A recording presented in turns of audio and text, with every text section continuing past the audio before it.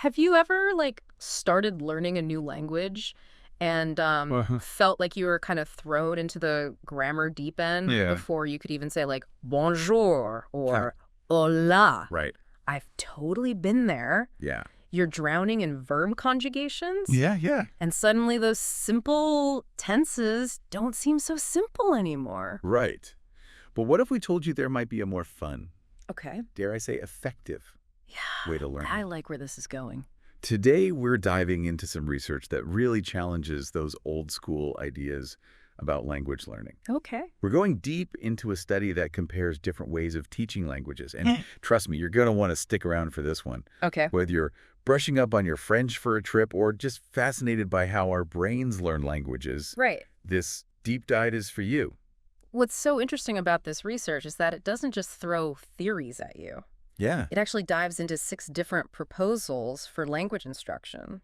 And backs them up with real classroom examples and research studies. Wow, so they put it all out there. Yeah. Okay, so proposal number 1, and get ready for a blast from the past, is the get it right from the beginning approach. Heck. Think back to those high school language classes. Oh, yeah. I'm getting flashbacks. This approach is all about grammar rules. Yeah.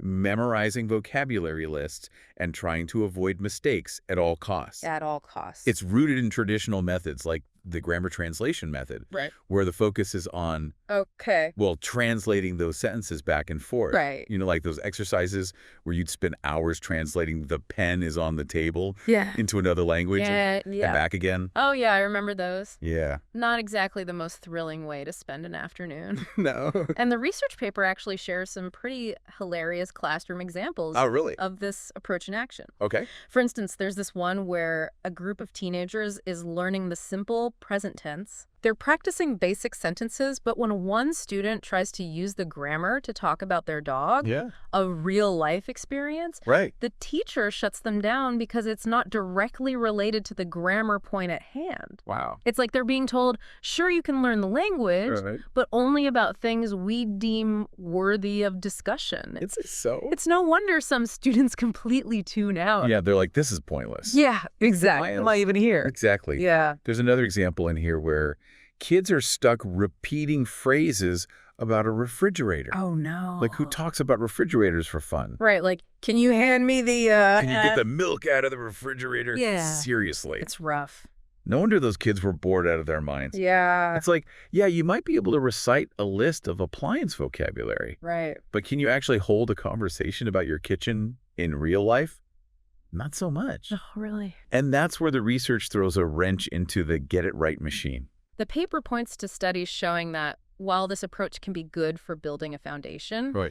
it doesn't necessarily translate to fluency, Right. accuracy in real-life conversations. Of course. Learners might ace those grammar drills, but then freeze up when they need to actually use the language in the real world. It's like you said, just knowing the rules Yeah. doesn't mean you can actually use it. So it's like memorizing all the rules of basketball without ever actually playing a game. Exactly. You might know what a free throw is, but can you sink it under pressure? Right. You're not going to make the shot every time. Exactly. Just because you know what it is. And that brings up a question a lot of people have. Okay. What if we just ditch the textbooks and go all in on immersion? Okay. Just surround ourselves with the language 24/7. I mean, it sounds good. Sign me up. Well, this specific paper doesn't dive deep into immersion as a teaching method. Okay. It does emphasize that just because you can understand what you're hearing or reading, Yeah. that doesn't automatically mean you can speak the language. Okay, so understanding and speaking are 2 different beasts. They are different. That makes sense, Yeah. but it's not exactly what my inner lazy learner wanted to hear. Right. But hold on, this actually segues perfectly into the next proposal, Okay. which is where things start to get really interesting. Okay. Tell me more. Instead of passively listening or reading, Right. this approach is all about diving headfirst into speaking and active communication.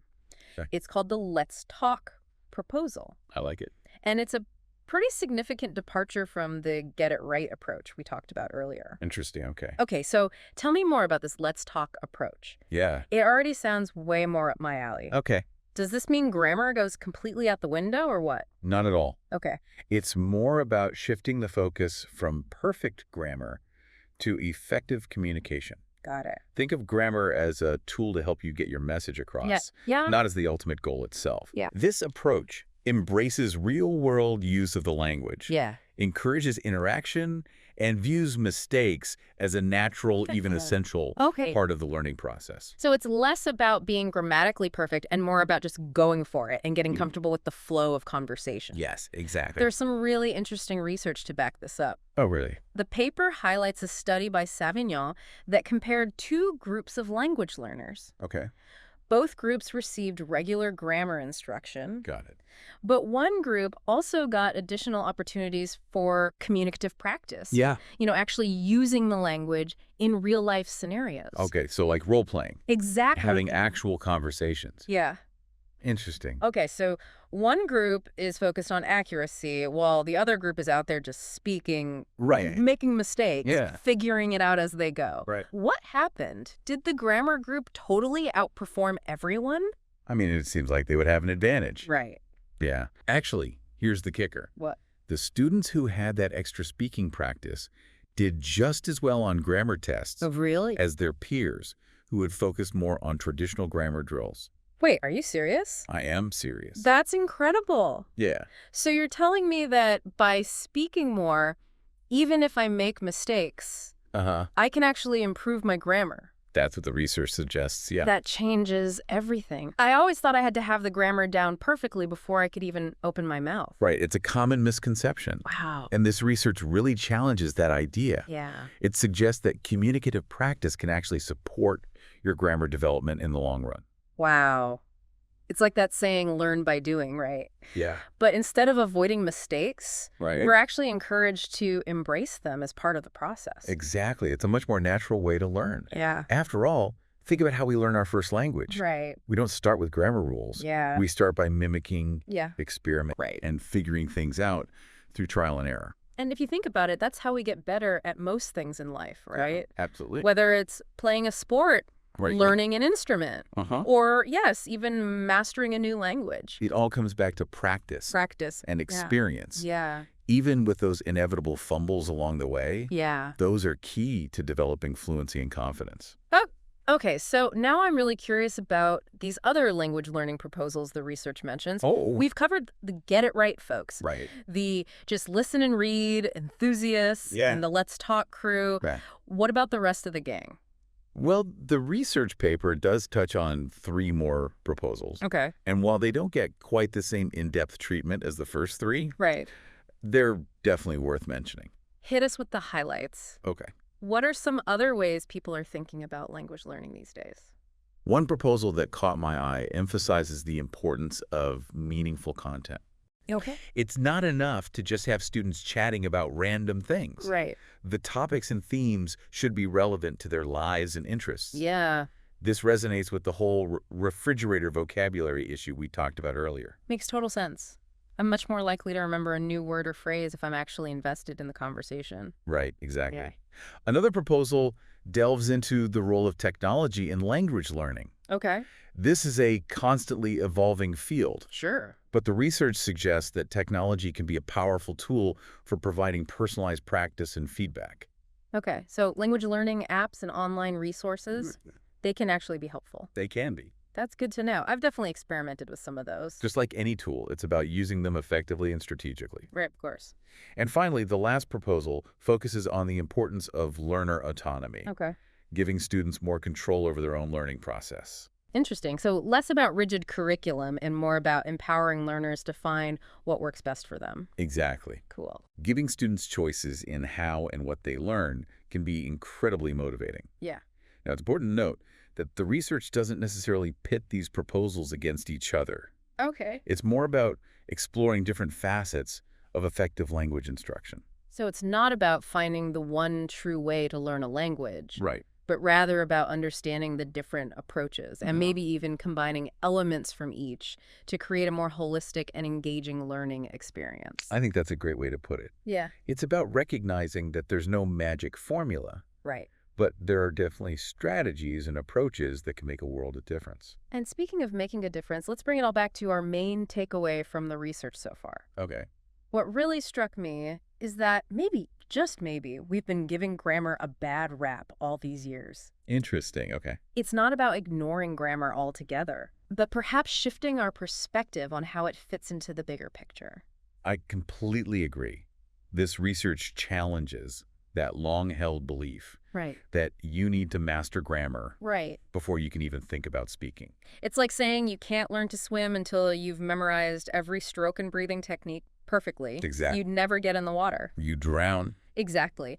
This research suggests that we can actually enhance our grammar skills through consistent communicative practice, speaking, listening, interacting, making mistakes, Yeah. and learning from them. Right. Experiencing the language. So it's about finding that sweet spot between structured learning and real-world application. Yes. Grammar provides the framework, It's a tool. but it's the act of communicating that really brings the language to life. Yes. I love that. And that brings us to a really interesting question. Okay. How do we actually put this research into practice? Right. How do we take this and make it useful? Exactly. Yeah. How can we create learning environments that effectively balance grammar instruction with opportunities for meaningful communication? It's the million-dollar question, isn't it? Right. Yeah. And while this particular research paper doesn't offer a step-by-step guide, Right. it does spark some intriguing possibilities. Okay. What if, instead of treating accuracy and fluency as separate entities, Yeah. we view them as two sides of the same coin? I love that analogy. Right. Yeah. Imagine a learning environment where grammar isn't confined to textbooks and drills, Right. but woven into the very fabric of communication, I love it. where instead of just conjugating verbs in a vacuum, Right. you're using those verbs to tell stories, Yeah. share opinions, or even debate the best way to make a perfect croissant, for example. Right. Or order a croissant Yes, exactly. in a real cafe. And where mistakes are seen not as failures, but as stepping stones on the path to fluency. Yes. A space where learners are encouraged to experiment, Yes. take risks, and most importantly, enjoy the process. It should be fun. Because let's be real, learning a new language should be fun. Yes. It should be about connecting with other cultures, Yes. exploring new perspectives, Yeah. and expanding our horizons. I love it. And sometimes that means stumbling over our words, Right. using the wrong tense, It's okay. or asking for directions to the toilet instead of the restroom. It happened. And that's okay. It's all part of it. It's all part of the journey, right? Exactly. And speaking of journeys, this research has certainly taken us on an interesting one today. It has. We've covered a lot. We have. We've explored different approaches to language learning, We have. debunked some common myths, Yeah. and hopefully sparked some new ideas for how we can all approach language acquisition in a more holistic and engaging way. And now we want to hear from you, our listeners. Yes. What are your experiences with language learning? Yeah. Tell us what worked for you. Have you found success with a particular method or approach? What resonates with you from the research we've discussed today? Why not? Share your thoughts, your stories, and your aha moments with us. We're all on this language learning adventure together. I'm and all learning. who knows? Yeah. Maybe by embracing those imperfections and having a little fun along the way, we'll all reach our language goals even faster. I think that's a fantastic takeaway. Mm. It's not about striving for some mythical state of perfect fluency, Right. but rather about enjoying the process, celebrating those small victories, and never losing sight of the reason we embarked on this journey in the first place, Yeah. to connect with others and experience the world in a whole new way. Beautifully said. So to all our listeners out there, whether you're fluent in a dozen languages or just starting to dip your toes into your first Phrasen, remember that there's no one right way to learn. Right. Embrace the journey, celebrate the mistakes, and never stop exploring the incredible world of language. I love it. Until next time, happy learning.